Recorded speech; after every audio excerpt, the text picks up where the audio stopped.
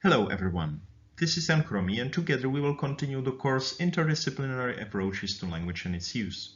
In this presentation we will focus on the critical period in second language acquisition hypothesis. We already discussed the critical period in the first language acquisition hypothesis in one of the previous presentations. The evidence so far suggests that there is indeed a critical period for acquiring grammar of the first language. However, we may also ask whether there is something similar for the second language. There are many cases of speakers who started to learn a second language later than the first, but who ultimately attained a native speaker level of proficiency in that language. Also, many people who tried to learn a foreign language in the adulthood may tell you that it is much more complicated for them than when they learned a foreign language in the high school, for example.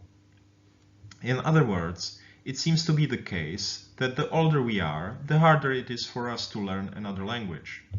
Of course, various factors must be in play because there are huge individual differences.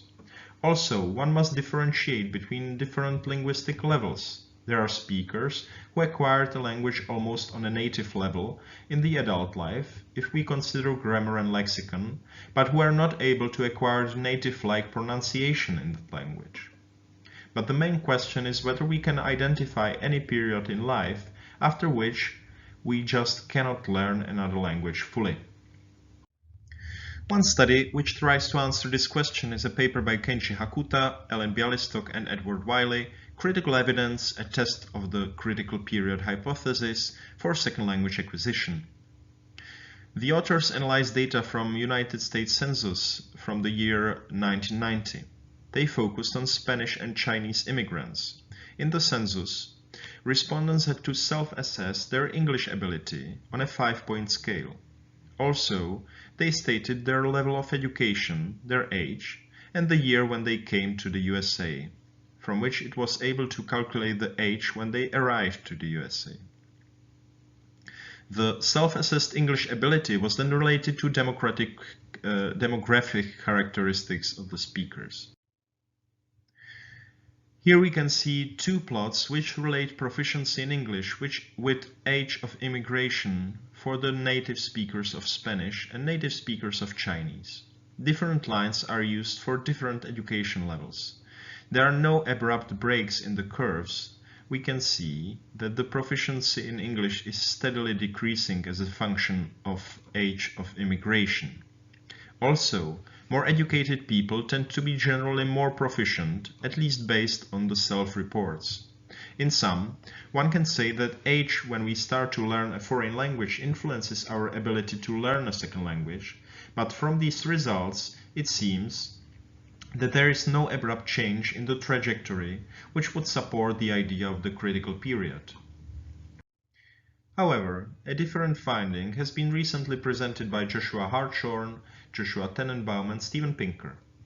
They conducted a Megastar using an online grammar quiz, which was widely shared on social media. The quiz combined several tasks, such as picture selection, gap filling, or grammatical judgments. Altogether, the authors collected valid data from 670,000 participants. And it was quite a diverse sample, because 38 languages were represented by at least 1,000 native speakers. Almost 250,000 speakers were English monolinguals, about 45,000 speakers were immersion learners of English who were either simultaneous bilinguals or later learners who spent at least 90% of their life since the age of first exposure to English in an English-speaking country.